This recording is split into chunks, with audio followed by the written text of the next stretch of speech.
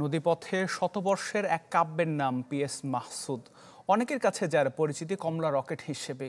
এই প্যাডেল স্টিমারের ভেঁপুর আওয়াজ এবং আনন্দঘন ভ্রমণ প্রবীণদের কাছে এখনও এক নস্টালজিয়া।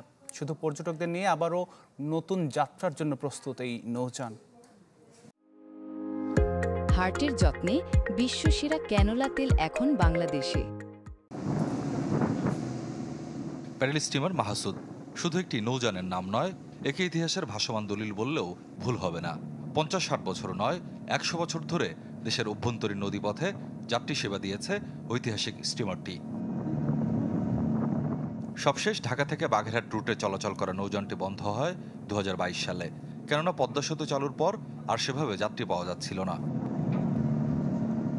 3 বছর ধরে অচল থাকা প্যাডেল স্টিমারটিকে নতুন রূপে নদীকেন্দ্রিক পর্যটন সার্ভিসে যুক্ত করেছে সরকার। 21 নভেম্বর থেকে পর্যটকদের নিয়ে প্রতি শুক্রবার ঢাকা থেকে বরিশালের উদ্দেশ্যে ছেড়ে শনিবার আবার ফিরবে। প্যাডেল স্টিমারে ভ্রমণ করাটাই সৌভাগ্যের ব্যাপার, বিকজ ইতিমধ্যে হয়তো আপনারা জানেন যে বিশ্বে যে কয়টা প্যাডেল স্টিমার আছে এর মধ্যে সর্বোচ্চ সংখ্যক বাংলাদেশে আছে। বাংলাদেশেই শুধুমাত্র এই কমার্শিয়াল প্যাসেঞ্জার ভেসেল হিসেবে এখনও প্যাডেল স্টিমার চলছে। এইটিতে যারা পরিভ্রমণ করবেন তাদেরকে ঐতিহ্যবাহী শতবর্ষী যে ধারাটা আছে সেটি আমরা ফুললি এনশিওর করব। এই টিকিটটা আমরা আসলে এখনও এটা সেট করি নাই, আমরা এটাকে পর্যটন ফ্রেন্ডলি করব, এইটুকু নিশ্চয়তা দিচ্ছি আপনাদেরকে। 850 জন যাত্রী ধারণ ক্ষমতার এই স্টিমারে প্রথম ও দ্বিতীয় শ্রেণীর মিলিয়ে 22টি কেবিন রয়েছে। কাঠামো ও ঐতিহাসিক নকশা অক্ষুণ্ণ রেখে ইঞ্জিন, অগ্নি নিরাপত্তা ব্যবস্থা সহ অনেক কিছুই নতুন করে সাজানো হয়েছে।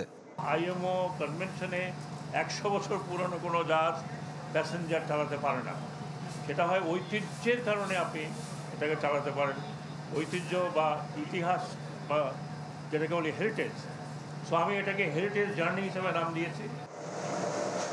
1928 সালে কলকাতার গার্ডেন রিচ ওয়ার্কশপে নির্মিত হয় প্যাডেল স্টিমার মাহসুদ, যাকে অনেকে চেনেন কমলা রকেট নামেও। স্বপ্নিল শাহরিয়ার শিশির, চ্যানেল 24, ঢাকা।